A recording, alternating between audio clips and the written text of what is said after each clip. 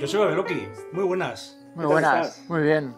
Bien, encantado. Bueno, ¿qué te parece el lugar que hemos elegido un poco para charlar contigo? Yo creo que es un sitio especial, podríamos decir, ¿no? Original, ¿verdad? Sí, yo creo que encontrar un vagón de tren, una localidad como esta, Sí. yo creo que es algo, bueno, tiene su arraigo relacionado con su estación, con su calle de la estación, pero encontrar aquí en una calle muerta, pues... Ese ha sido el motivo, ¿eh? Ese ha sido el motivo un poco, que al final Miranda tiene una tradición muy ferroviaria y hemos querido darle un poco ese tono también. Y claro, aprovechando que el Hotel Ciudad de Miranda ha puesto un restaurante, el restaurante El Vagón, pues ha tenido la gentileza de dejarnos este sitio y hemos dicho, pues ¿por qué no? Si de alguna manera creemos que para hablar con Joseba cualquier sitio es bueno. Se agradece, se agradece. Oye, Joseba, mira, yo sé además que el tema del tren tiene que tener una relación también contigo en tu infancia, porque yo, si no me han dicho nada mal, has nacido en Lazcano, Sí. en la comarca de Goierri. Sí. En Goierri, que es provincia de Guipúzcoa, hay una tradición también ferroviaria, porque ahí está la empresa CAF, que construye ferrocarriles. Y yo lo primero que me gustaría preguntarte era, ¿qué recuerdos tienes tú de aquella infancia? Porque sé que con poquitos años ya te viniste a Vitoria, o Sí. ¿qué recuerdas tú de tu infancia? Es cierto que yo nací en Lazcao por cuestiones laborales de mi padre.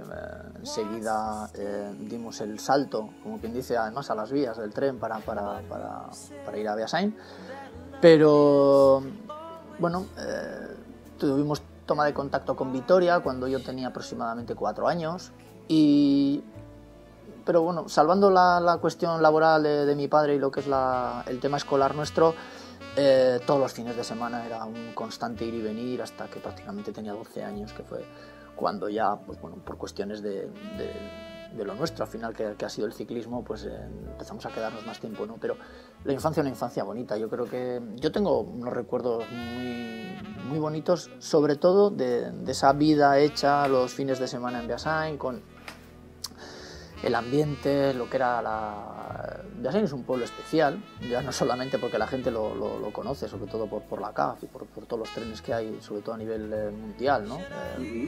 Como empresa, pero sí que el Goierri tiene algo especial, y yo creo que si no eres de allí o si no vives allí, yo creo que es muy difícil sacarle provecho a toda esa información que te pasan. Para mí es algo que yo siempre guardaré como algo especial, ¿no? ¿Y qué tal tu vida de estudiante? ¿Eras buen estudiante? Era vago. O sea, regular y regular, ¿no? Eso le decía. Era buen estudiante, pero era vago, me costaba. Mis inquietudes me llevaban a las dos ruedas. Recuerdo hoy es el día que cuando repaso los libros de texto que todavía mis padres guardan en casa, veo pues diseños de bicicletas y cosas así, ¿no? A mí eso siempre me ha gustado, el tema de la innovación en la bicicleta, del tema del trabajo.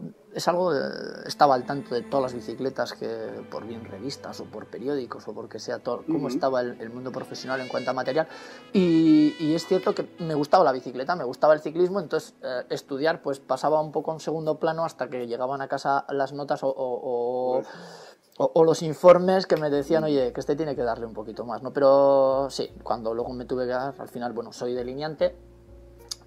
Fue terminar delineación y automáticamente ya pasé al campo profesional, por lo tanto, lógicamente ahora no estoy para trabajar como delineante. ¿Y cuándo fueron tus primeros tus primeros pedaleos? ¿En qué edad aproximadamente? ¿Te acuerdas? ¿Estabas en escuelas de ciclismo? Mira, ¿Cómo fue? Yo tenía claro con 3 años que a mí el balón me gustaba un montón, pero para mí era especial la bicicleta. En mi familia, bueno, yo tengo un tío, Ramón Murillo, él fue ciclista amateur, estuvo a punto de dar el salto al campo profesional. No ocurrió así, pero nosotros en la familia, pese a, te digo, tener gente relacionada con el fútbol, había un ambiente ciclista bastante importante. A mi tía le gustaba mucho, y con 3 años yo quería. Y me tocó una bicicleta en una tómbola. Siempre digo que más que tocar, yo creo que al final se compraron tantos boletos que al final prácticamente compramos la bicicleta. O compraron, ¿no? Qué bueno. Toda la familia. Y sí, recuerdo que en fiestas de Beasain, además, una bicicleta roja de piñón fijo con ruedas macizas. Esa fue mi primera bicicleta con 3 años. Por lo tanto, yo lo tenía muy claro. ¿Y recuerdas alguna anécdota de escuelas, de siendo pequeño, alguna cosita que pasó especial? Pues yo creo que mi vida ha estado marcada por las caídas, y siempre lo diré, ¿Ah, sí? porque mi primera carrera me salpiqué una castaña importante en la Basílica de Armentia. Era una vuelta a un circuito en Vitoria, y escasamente eran 700, 800 metros de carrera, no era más, cuando tenía 9 años y me caí. Por lo tanto, siempre la cuestión era andar en bicicleta, igual emulando lo que hacían otros, tus ídolos. Yo veía el Tour, después del Tour intentaba que la Ita me sacase al parque a dar unas vueltas. El caso era emular en ese sentido y la verdad es que siempre me gustó. La primera carrera te caerías, pero luego después, a ver, yo sé que eres humilde, pero tanto, porque no. A mí hay chicos que han corrido contigo, que me han comentado. Yo corría con Joseba Beloki, pero siempre te dicen todos lo mismo. Y le veía solamente en 2 sitios. En la salida, cuando estábamos a salir, y luego recogiendo los premios. No le veía nunca más. Pero eso ocurrió, es cierto que yo siempre digo que hay vidas en las que es importante seguirlas, sobre todo de cara a la docencia, de cara a la enseñanza de lo que es el ciclismo. Y creo que los referentes existen en un abanico además bastante amplio, ¿no? Hay ciclistas, como era mi caso, en los que sí que es cierto que yo en juveniles ganaba. Yo, entre 14 y 15 años, no gané ninguna carrera. Yo no ganaba carreras en cadetes. Nunca gané una carrera en cadetes. Sí gané en infantil, sí que gané en alevín. En cambio, en juveniles, pues ya sí que ganaba. ¿Por qué? Pues porque al final hay otros corredores que tenían mucho más cuerpo que yo, eran pues mejores en esas edades. Pero al final es la perseverancia, es el trabajo. Tuve la suerte de pasar el campo. Mis 2 primeros años en el campo amateur. Mi primer año fue muy bueno, pero el segundo y el tercero fueron horribles. Horribles, que hasta me planteé ya, pues bueno, dedicarme a otro deporte. Sí, pues porque las cosas no me salían bien, no terminaba las carreras. Era una cuestión de ya no me encontraba. Pero bueno, fuimos y al final tuve la suerte de ser profesional. Y ha habido otros corredores que siempre han ganado con 12 años, 13, 14, 15, ganan carreras muy fácil, pero al final se van ajustando. Y pues bueno, al final también yo tenía algo bueno, que era que si eres escalador o te manejas bien en la montaña, tienes más boletos para sacarle más rendimiento. Estamos yendo a unos formatos donde a los chavalitos solo se les enseña a subir y tal. Creo que el chaval puede ser sprinter, puede ser lanzador o el mejor gregario del mundo, que hoy es el día, que están muy cotizados. Joseba, antes has mencionado los aitas. Yo me gusta hablar mucho con corredores porque soy también aficionado al ciclismo, y cuando hablamos de las escuelas o cuando empezaban y tal, todos siempre agradecen mucho a los aitas porque dicen que para que seas un buen ciclista, si puedes llegar con tus cualidades y con tu esfuerzo y disciplina, ¿no?, a serlo, lo primero que tienes que tener es unos padres que les guste el ciclismo, que si no sería inviable el poder hacer ese sacrificio, ese esfuerzo con la familia, que tantos kilómetros a llevar a las carreras, etcétera, etcétera. ¿Estás de acuerdo con eso? Y sobre todo una madre. Sí, porque yo siempre digo que la figura de la madre es muy importante, ¿no? Es importante porque normalmente la pasión del padre, que es normalmente el máximo aficionado, incluso ahora el practicante, yo creo que la figura de la madre es importante porque ahora mismo es la que tiene miedo a que salgas en bicicleta a la carretera, la que tiene, pues bueno, esa incertidumbre de, bueno, ¿cuánto vas a hacer? 2 horas, 1 hora y media, ¿vas a venir, no vas a venir? La que intenta también canalizar, estás dejando un poco los estudios. No sé, yo creo que es un poco, sabemos de esa relación más visceral, ¿no? que se tiene con la Dicen madre. Que el padre, cuando ya termina la carrera, suele llamar al corredor y le dice: ¿qué tal has quedado? Sí. Y la madre suele decir: ¿se ha caído? Se ha caído, eso es, ¿no? Y esos miedos, yo creo que la madre, pero al final estamos hablando de un conglomerado de situaciones que lógicamente pasa por algo estructurado. Yo creo que las familias, en ese sentido, y normalmente las familias están estructuradas en ese sentido. Gusta a los dos, gusta a los padres, gusta a los hermanos, y eso desde luego que es súper necesario. El papel sobre todo de los educadores, yo siempre pongo a esa gente que sin ningún tipo de ánimo de lucro nos ha estado llevando a las carreras, siempre lógicamente con los padres a la sombra, pero yo creo que toda esa gente también somos ciclistas o hemos sido ciclistas gracias a ellos, ¿no? Gente que, bueno, tras dejar su trabajo el viernes, los sábados cogían la furgoneta y el coche y nos llevaban a una carrera, nos volvían a llevar el domingo. Yo creo que todo eso se ha hecho con gente que ha trabajado porque le ilusionaba, ¿no? ¿Cómo recuerdas tú el paso por aficionados? Dicen que es una etapa dura, ¿no? Por un salto grande y... Sí, porque empiezas a ver yo diría que hasta que tienes 20, en mi caso 21, 22 años, es la ilusión. La ilusión con o sin resultados. En mi caso, yo tenía una trayectoria muy buena en el campo juvenil, incluso pude estar en la selección española. Mi primer año amateur fue muy bueno, corrí además en un super equipo, pero el segundo horrible, o sea, mal, el tercero horrible. Entonces ahí te planteas la ilusión. Después remonté y es cierto que esos últimos años, en mi caso los 2 últimos años de amateur, ya empiezas a ver cómo es el negocio del ciclismo. Es decir, tú ya estás solicitando una plaza para pasar al campo profesional y ves la dificultad. Ya no solamente es ilusión, sino que también tienes que dar con la piedra justa, la piedra de toque para poder pasar, ¿no? Y ahí es lo que es tremendamente difícil y sobre todo es donde te llevas unas desilusiones tremendas. Y cuando hiciste el salto a profesionales, ¿cómo fue el paso? O sea, ¿quién se fijó en ti? ¿Qué vio? ¿Qué te dijo? Bueno, yo lloré. Las cosas yo tuve que llorar, porque al final todo corredor se tiene que dejar querer. A mí me avalaban los resultados, yo había ganado carreras muy importantes y lógicamente había más corredores de los cuales nosotros también ya habíamos cuantificado, ¿no?, las posibilidades de cada uno en lo deportivo, pero se tenían que dar ciertas circunstancias.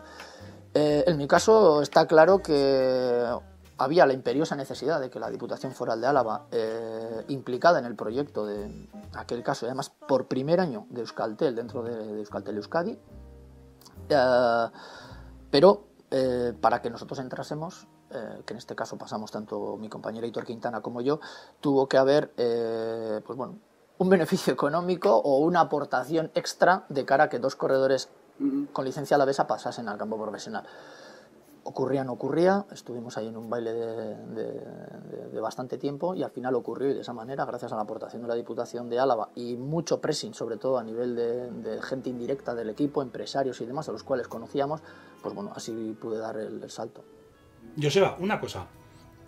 Hace tiempo tuve la oportunidad de seguir una carrera de la categoría de juveniles en un coche de equipo y me impresionó positivamente un montón de valores que vi, que me dijo mucho de la nobleza del ciclismo, porque por ejemplo, antes de comenzar la carrera vi que un corredor estaba como un poco nervioso y tal, y nos dimos cuenta de que lo que le pasaba era que la rueda estaba desinflada.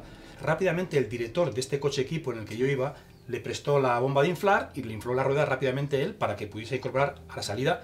Y así hizo. Y luego en la carrera vi que de alguna manera también otro tipo de gestos que me decían mucho. Se le daba un botellín a otro equipo porque tenía sed, se le prestaba la rueda a un coche de otro equipo porque había un corredor que había pinchado. Es decir, este deporte es noble, ¿verdad? Yo veo que por lo menos tiene algo diferente a otro tipo de deportes que hemos podido ver, ¿no? O en todos los deportes tú ves que se den ese tipo de detalles. Yo puedo hablar de lo mío. Y como dice el otro, yo he venido aquí a hablar de mi libro. No, en este caso yo puedo contar lo que es el ciclismo en sí, categorías base y sobre todo el campo profesional, y de los otros deportes puedo hablar en cuanto a referencias, ¿no? Sí que ocurre, yo creo que en general el deporte, y sobre todo el deporte es sufrido. Y aunque parezca que no, o que mucha gente pueda tener ese estereotipo del... Es que el futbolista entrena hora y media, ¿no? A ver, entrena hora y media pues porque los sistemas de trabajo en el fútbol funcionan de esa manera, porque si siguen con ese sistema es porque funciona, ¿no? Por lo tanto, el ciclismo, cuando hay esfuerzo por medio y cuando hay trabajo, también entra un poco el estado moral y sobre todo el estado ético, ¿no? Pero el ciclismo sí que es cierto, y es de lo que yo sí que verdaderamente te puedo aportar, es que el ciclista, son sufridos los 200 corredores que salen en una carrera. En el Tour de Francia hay veces que se hacen acciones por parte de los equipos o por parte de corredores que posiblemente pueden llegar incluso a tener trascendencia 3 o 4 etapas más adelante. Me explico. Un corredor pincha en un momento clave, cambia la rueda, le cambia lógicamente su equipo, pero cuando va cogiendo la fila de coches, pues hay un coche que le coge, se le pone delante, le da cierto rebufo para que ese hueco se tape y pueda entrar al pelotón. Igual ese corredor dentro de 2 días te ha ganado una etapa y se la ha ganado a un corredor perteneciente al equipo que antes le ha dado resguardo. De esa manera puedes decir, bueno, pues este tío ya, pues que se quede, que se pegue la soba, que se canse, tal. Ocurre. Yo siempre pongo un ejemplo, y cuando damos charlas, conferencias y demás, y la gente habla de detalles, yo siempre recordaré, e invito a la gente a que lo haga, a ver el famoso vídeo en el que Miguel Indurain tiene problemas en el Tour de Francia del 96. Miguel Indurain, todo el mundo pensaba que ese día iba a ser su año, que iba a volver a ganar otro Tour de Francia, todo parecía que podía ser. Miguel pierde contacto, pero pierde contacto y cada coche de equipo que va pasando, lógicamente de otros equipos, todo el mundo o le ofrece agua o le anima o lo que sea. Estamos hablando de que por fin se había derrotado a alguien, a un coloso, todo el mundo quería ver esa derrota en vivo y ocurrió, pero como rivales, lógicamente, pero todo el mundo en ese momento saca esa generosidad, y esa generosidad la gente nos puede pensar, bueno, pues ahora como me da pena, pero ya no tiene nada que hacer, lo hago. No, eso sale de corazón. De hecho, además, la experiencia, vamos, hay un montón de detalles que mucha gente ha tenido cuando ha ganado el otro, cuando el contrincante, que de alguna manera te estás con él ahí pegando, subiendo el puerto, si el otro gana, el reconocimiento por parte del ciclista que ha sido mejor, es bastante habitual en el ciclismo, ¿no? Sí, porque es un deporte en el que no estamos hablando de una norma como, y volviendo al fútbol, puede haber un fuera de juego inexistente, puede haber una falta cometida previa, tal.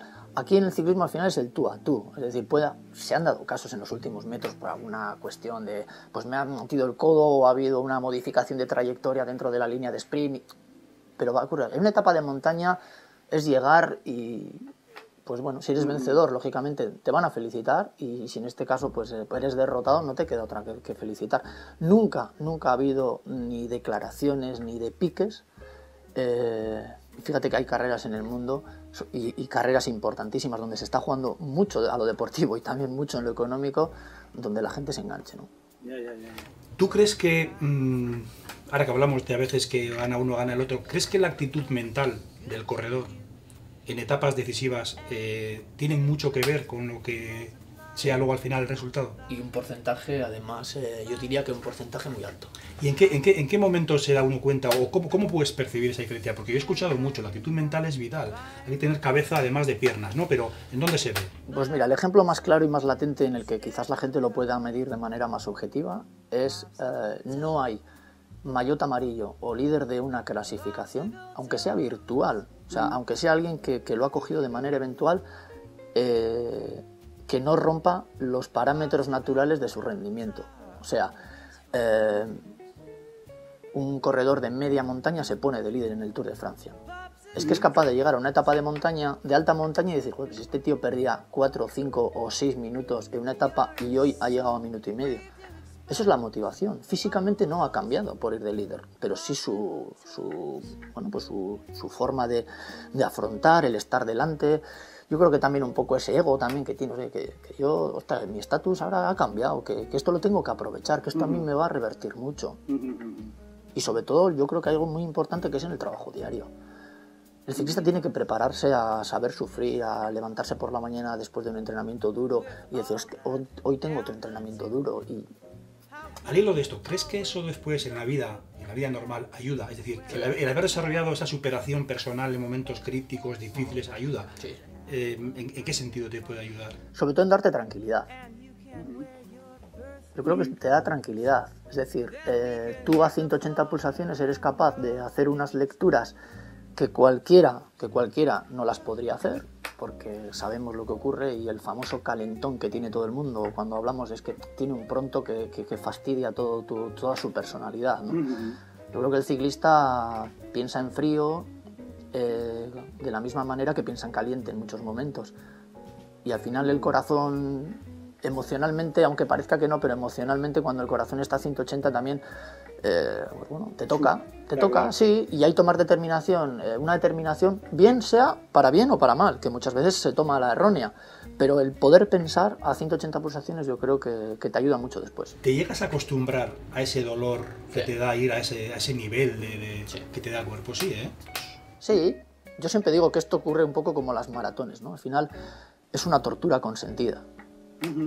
Yo lo tildo un poco con esa frase, ¿no? Yo creo que el corredor de fondo, esas etapas de montaña, de la misma manera que ocurre en una carrera de maratón, al final es algo que tú deseas, pero que sabes que la tienes que soportar, y por lo tanto es como una tortura continuamente. Es un dolor de piernas, un estado de fatiga, pero sabes que es llegar, y además es que hay una cuestión que es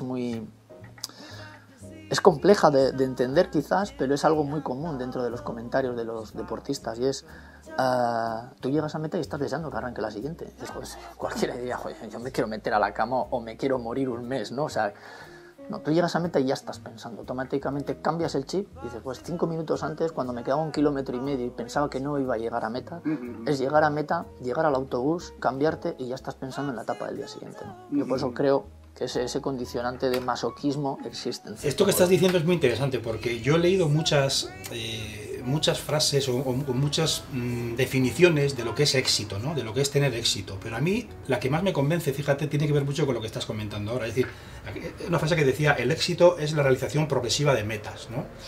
quiere decir que tiene que existir una realización, hay que lograr, pero sobre todo tiene que haber un progreso. Es decir, el momento que llegamos a conseguir esa primera, ya estamos pensando en la siguiente, ¿no? Sí. ¿Crees que sabes así, verdad? Sí, porque conseguir una victoria sorpresiva, como todo el mundo yo creo que hemos tenido alguna victoria o algún buen resultado, porque no solamente la victoria es el éxito, sino también un buen resultado. Interesante. Entonces yo creo que tú llegas, en mi caso, como ciclista, tú llegas y haces una super carrera donde ni lo tenías tú pensado ni lo tenía tu equipo. Por lo tanto, es un éxito. Pero es un éxito como tal, como palabra. La podemos meter dentro de ese conglomerado de expresiones. Pero en realidad el éxito es cuando tú haces una planificación, cuando tú planteas una clásica de la Copa del Mundo, cuando tú planteas un Tour de Francia. Por lo tanto, tú pones un proyecto en marcha de la misma manera que lo pone a nivel empresarial alguien, y si tú consigues ese reto, eso sí que es un éxito. Joseba, te quiero enseñar un vídeo que creo que marcó un antes y un después en tu vida, una etapa, y que me gustaría saber qué es lo que piensas, qué es lo que sientes cuando ves estas imágenes.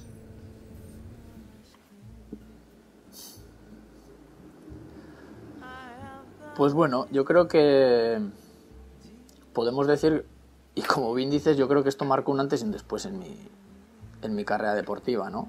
El Tour de Francia ha sido siempre la ilusión de mi vida. Y yo creo que por una vez, fíjate que ya llevaba 3 años previos estando en su salida, pero por una vez vi la posibilidad de que aquel Tour estaba más cerca que otras veces, ¿no? Confianza, yo creo que también situación de carrera, se estaban dando, pues bueno, muchas acciones dentro de carrera que durante esos 3 años no se habían dado y que quizás era el momento, ¿no? Por lo tanto, yo creo que agresividad, era valentía, yo creo que, bueno, eran muchas circunstancias que estaban sobre la mesa y que había que jugar con ellas.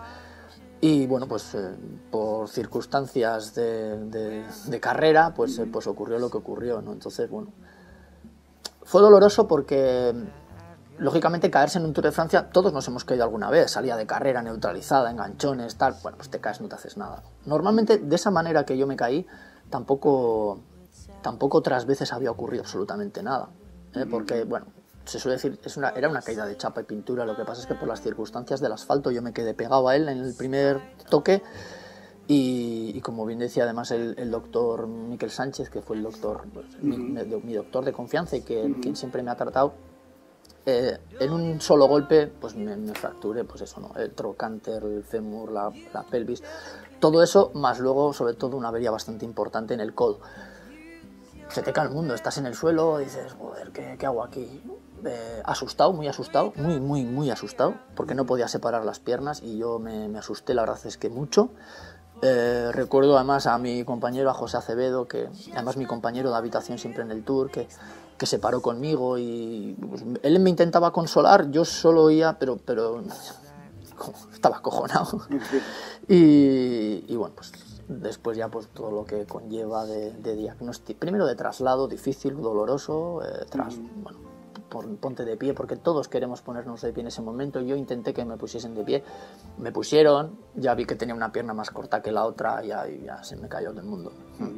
Y alguna vez en redes sociales he podido ver alguna imagen de esa radiografía que tienes después de la operación, sí, etcétera, y que evidentemente pues con unas secuelas me impactó realmente, porque realmente al final se ve que es un tema serio. ¿Tú en qué momento ya te das cuenta de que esto es posible que te haga no poder volver a competir, no poder estar en el...? Yo me asusté mucho cuando me pusieron de pie. Yo quería montarme en la bicicleta, yo sabía que quedaba muy poco a meta y además yo tengo que salvar como sea, ¿no? Pero en el momento en el que me puse de pie y vi, joder, miré para abajo y vi, pues, tenía la pierna así, un cachito así, Y dije, ¿qué ha pasado algo? Porque es que no era normal. Yo lógicamente tampoco me tocaba, este codo no lo movía, no sé, pero ahí empezó a entrarme el mareo. Yo creo que era y al final entras en la furgoneta, pero es un querer no entrar, es decir, como que te van a enjaular, ¿no? Que yo no entro, que yo si me meto aquí yo ya no salgo mañana, ¿no? Entonces, bueno, ya desesperación, yo creo que un poquito de todo, se nos venía abajo un proyecto. en busca del éxito. Queríamos un proyecto, o sea, teníamos un proyecto y queríamos el éxito. Y yo creo que ahí se desvaneció toda la ilusión, ya no solo mía, sino sobre todo también pues del equipo, todo lo que habíamos aportado, todo lo que se había hecho, y bueno, pues ya entras en el hospital. Y ahí verdaderamente recuerdo las palabras del traumatólogo francés, donde tras las radiografías y las primeras pruebas dijo, bueno, yo creo que del fémur se le puede operar, pero yo del codo, si sería mi hermano, no le operaría.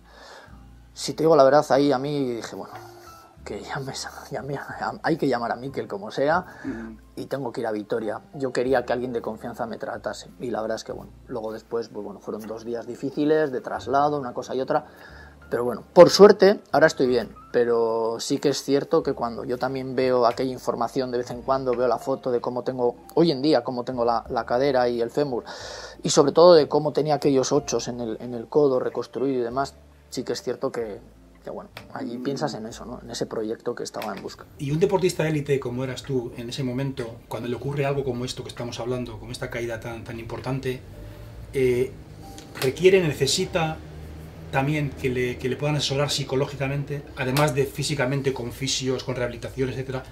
Mentalmente también necesita que se le... Bueno, yo creo que ahora hay canales perfectos, y me refiero perfecto porque existe esa psicología enfocada al deporte en sí, y además me consta que dentro de las estructuras profesionales de hoy en día, estamos hablando 11 años después de aquella caída, hoy ya parte de esos equipos ya tienen o ya hacen ese trabajo, incluso no a posteriori, sino que incluso de prevención, ¿no? Todo pasa sobre todo por cómo es la persona en sí. Yo la verdad es que no necesité, pero bueno, es cierto que también el escenario que yo tenía a mi alrededor era un escenario sólido, sí, sobre todo fuerte, en el que todos remábamos en la misma dirección, porque yo lo que tenía claro es, desde el momento en el que salí del quirófano, que el Joseba Beloki ciclista de élite se había terminado. Y es lo primero que intenté mentalizarme. Es difícil que alguien que está intentando, o sobre todo que yo iba camino de firmar mi mejor contrato profesional, después de 3 años y que ese podía ser otro podium más en el Tour, o incluso tener aspiraciones a poder ganar, todo eso te tienes que olvidar. Y hacerte a la realidad de todo eso es difícil. Eso te iba a decir, no es tan rápido como lo puedes estar diciendo ahora, porque al final ¿qué puede más? ¿El deseo de competir o el darte cuenta de que evidentemente hasta aquí hemos llegado, ¿no? Yo creo que es un poco el ángel y el diablo, ¿no? Es decir, yo tenía claro que yo quería correr. Yo además recuerdo que el 16 de julio pasé por quirófano, y el 14 de septiembre me volví a montar en una bicicleta. O sea, a mí la gente me veía bajar con mis muletas al portal de mi casa, yo me subía en bici, me iba a entrenar, y cuando bajaba cogía las muletas. Y yo estoy convencido que alguno diría, joder, este es un fantasma, ¿no? Como diciendo, pero no tenía explicación.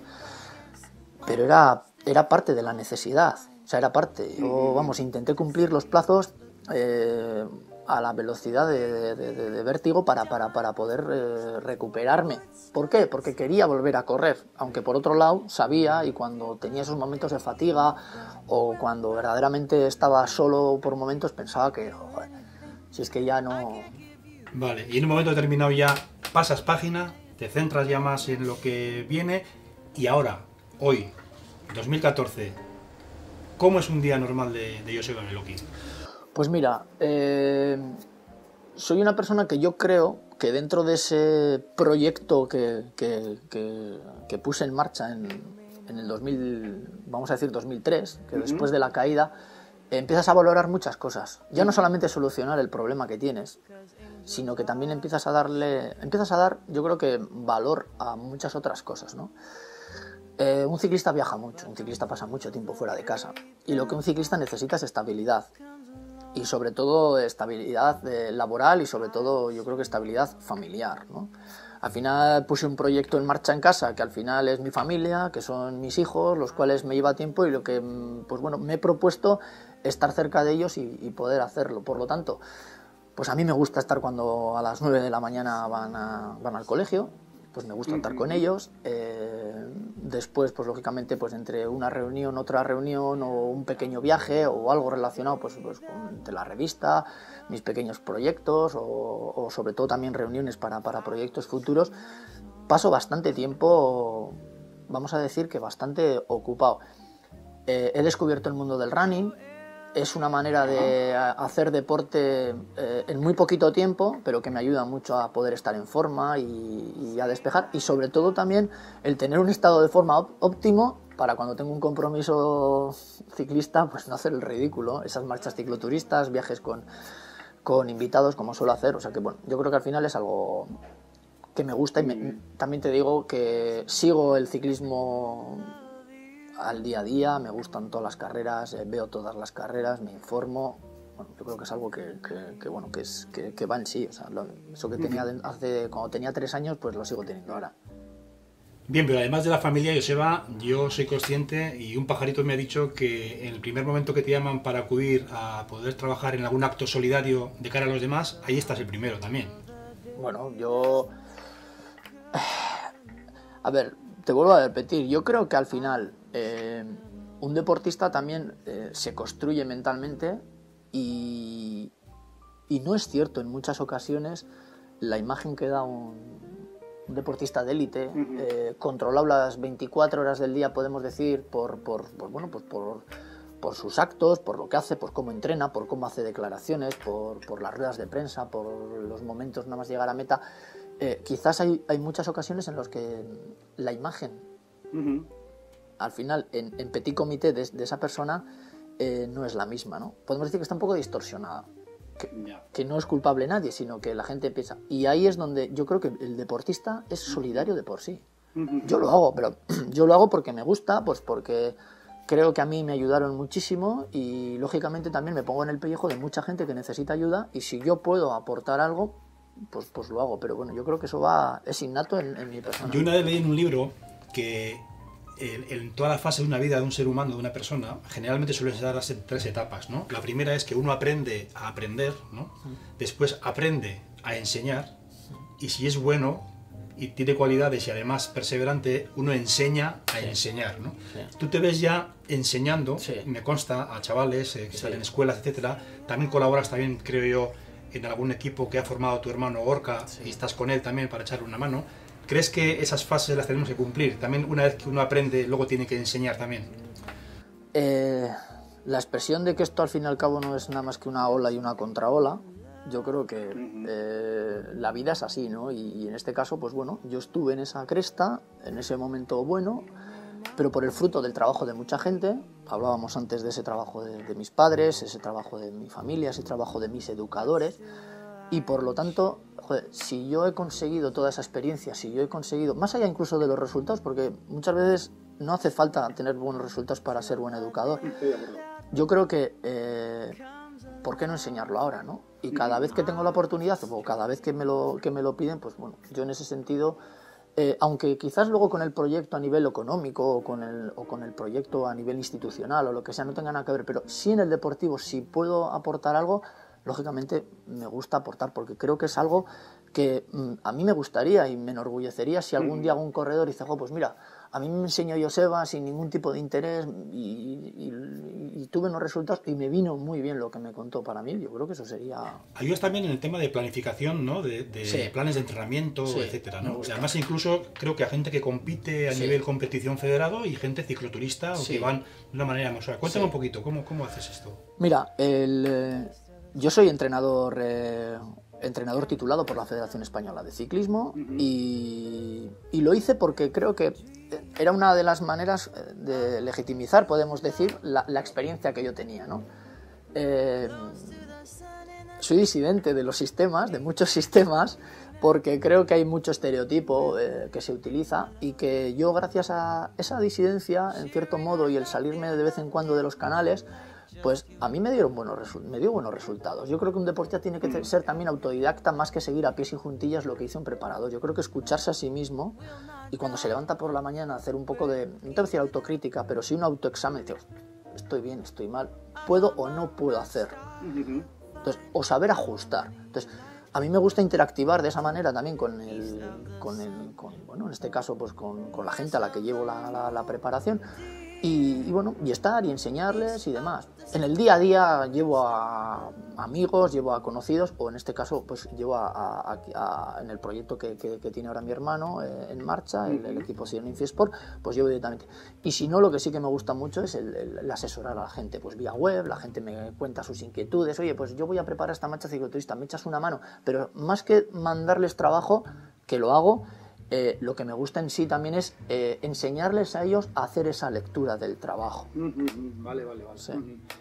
De todas maneras, yo estoy convencido que eso tienes que ser bueno. Te voy a decir por qué, porque yo me he informado, es mi labor informarme, y me han dicho que un pajarito también que te llamaban un poco el milímetros. Es decir, Joseba Beloki era de los que no, seguir 1 milímetro más a la derecha, pedal un poquito más adelantado, esta cala un poco más... Sí. Es decir, en eso siempre ha sido muy metódico, ¿no? Bueno, yo era la pesadilla de mis mecánicos, ¿no? A mí me hace mucha gracia cuando ahora escucho los comentarios, sobre todo en algo tan de moda como está en el mundo del motor, de esos reglajes, de todas esas historias. Digo, joder, aerodinámica, tal. Si yo hubiese estado en esta historia, ¿no? ¿Cómo sufrirían todos esos ingenieros? Sí, me gustaba, pero yo creo que también era por eso, porque yo era capaz de diferenciar una altura de sillín de 2 milímetros, pero porque escuchaba mi cuerpo, porque he sido muy detallista en todas esas historias. Pero otro quizás era más, no sé, de cara a la ropa, al estilismo y tal, pues yo, lógicamente, como cara de guapo no tengo, pues me iba más... No, sí que es importante. Y es importante también tener todo eso controlado para después llevar a cabo esa planificación en busca de él. Tienes que buscar algo. Si la postura de la bici no está bien, tampoco el rendimiento está bien y por lo tanto los resultados no son los óptimos. Yo creo que sí, era el milímetro. Y ya desde niño, como ya dibujabas los cuadros, las geometrías, etcétera, pues todo viene con... Me ha gustado mucho, sí. Oye, yo he leído en alguna entrevista que te han hecho, he leído algo que sí que quería que me lo aclarases, porque creo que es importante. A los chavales tú les recomiendas que hoy en día que compitan, pero que compitan disfrutando. Sí. Que sobre todo disfruten. ¿Qué quieres decir con disfrutar? Bueno, yo creo que el disfrute pasa está en juego ahí la palabra ilusión. El peor sinsabor que puede tener un niño es el que llegue a casa, o en este caso incluso también las niñas, ¿no? Ahora que cada vez pues, hacen más deporte y en casa también a las niñas se les está inculcando más deporte. Si un niño llega a casa y corre a preparar la mochila porque llega tarde al entrenamiento, eso es que el niño tiene ilusión. Si tú al niño le tienes que estar apretando, al fin y al cabo, ese castillo de naipes al final se rompe. Y la ilusión es palpable, o sea, ¿cuándo tenemos partido? ¿A qué hora jugamos? ¿Cuándo jugamos tal? O mis amigas van a ir a tal, yo me quiero apuntar. Esa ilusión se ve, o sea, no se cuantifica en un número, pero se ve. Y de ahí se saca. Bien. Imagínate que yo quiero comenzar a competir y evidentemente no en competición federada, sino que mucho más tranquilamente, sino que en algo que de alguna manera, pero sí me quiero preparar, sobre todo más que nada por prevenir lesiones, etcétera, ¿no? Sí. Y quiero que yo se me prepare. ¿Qué tengo que hacer? Lo primero, un reconocimiento médico. Yo creo que ahora mismo el gran fallo que hay a nivel de deporte popular, vamos a hablar de deporte popular y salud, es que la gente no sabe cómo está. Hay gente que no se ha hecho un electrocardiograma nunca, ni un test de esfuerzo, ni demás. El test de esfuerzo no es para decirle si sus parámetros son parecidos o inmensamente superiores a los de Miguel Indurain, ¿no? O sea, no. Estás óptimo. Y a partir de ahí, pues lógicamente, ya una vez de que tengamos todo esto y que tengamos toda esa documentación y que un médico ha certificado que la persona está óptima para hacer ejercicio, pues... ¿Qué es lo que quiere hacer? ¿Qué es lo que quiere mejorar? Yo creo que hay un montón de canales, pues hay gente que tiene sus objetivos de marchas referentes. Yo solo quiero hacer una marcha al año, pues una marcha al año. Hay gente que dice, pues me gustaría estar pues la época así, pero es que yo no sé entrenar, yo tengo 2 horas al día, porque claro, también tenemos que tomar en cuenta la agenda y ordenar. Muy importante. Yo creo que lo importante de una planificación, para alguien popular estamos hablando, es sobre todo ver su agenda. Yo dispongo de 1 hora, yo dispongo de 1 hora y solamente 3 días a la semana, pues enseñarle a jugar. De todas maneras me han dicho que estás en un proyecto, josebabeloki.com me parece que se llama, que va a comenzar en breve y que hay poder a la gente poder ver la información que estamos hablando, etcétera, con lo cual no le damos mucho más vueltas a esto. Imagínate que vas en bicicleta, estás entrenando o dando un paseo un domingo por la mañana con estos soles que nos están dando estos días tan primaverales y tan bonitos, y de repente te paras y ves que en la cuneta hay algo que brilla y, oh casualidad, es la lámpara de Aladino. La frotas y sale el amigo genio. ¿Qué 3 deseos le pediría Joseba Beloki al genio? Pues mira, yo creo que es de recibo valorar todo lo que tenemos. Valorar todo lo que tenemos. Yo desde luego lo primordial es salud. Porque yo creo que si tienes salud tienes una estabilidad muy importante a todos los efectos. Si estás al 100% y no tienes ningún impedimento a nivel de salud, puedes luchar por lograr lo que cualquier otra cosa. Desde luego que eso. Yo la unidad familiar le doy mucha importancia a la unidad familiar. Creo que eso es también un poco el respaldo a lo que puedes intentar lograr. Y desde luego que el tercero sería, yo creo que más va todo en relación a no confundirme a la hora de decidir entre qué camino escoger a nivel laboral. Yo creo que hay muchas veces que la vida laboral sirve, somos jóvenes y llega un momento en el que ese camino tiene bifurcación y que tienes que coger. Esos momentos son tremendamente difíciles y yo creo que el acertar, para bien, lógicamente, pero acertar. Pues Joseba, yo te quiero dar las gracias por 3 motivos. Primero por, sinceramente, recibir esta invitación como lo he recibido de una forma totalmente amistosa y amigable, por esta charla que de alguna manera hemos tenido, que para mí ha sido de verdad que muy enriquecedora. En segundo lugar, por todas esas emociones que hemos vivido contigo en el televisor, en los días del Tour, que atacabas ahí a todos los grandes de aquella manera y de aquella forma, con tanto ímpetu y con tantas ganas e ilusión que tú hoy en día les pides a los chavales. Pero sobre todo te voy a dar las gracias por otro motivo, y es por darnos una lección. Para mí la lección más importante que Joseba Beloki me dio es que en la vida lo importante no es lo que te ocurre, lo importante es lo que tú haces con aquello que te ocurre. Y me parece digno de mencionar lo que estás haciendo, Joseba. O sea que muchas gracias. Gracias, ricasco.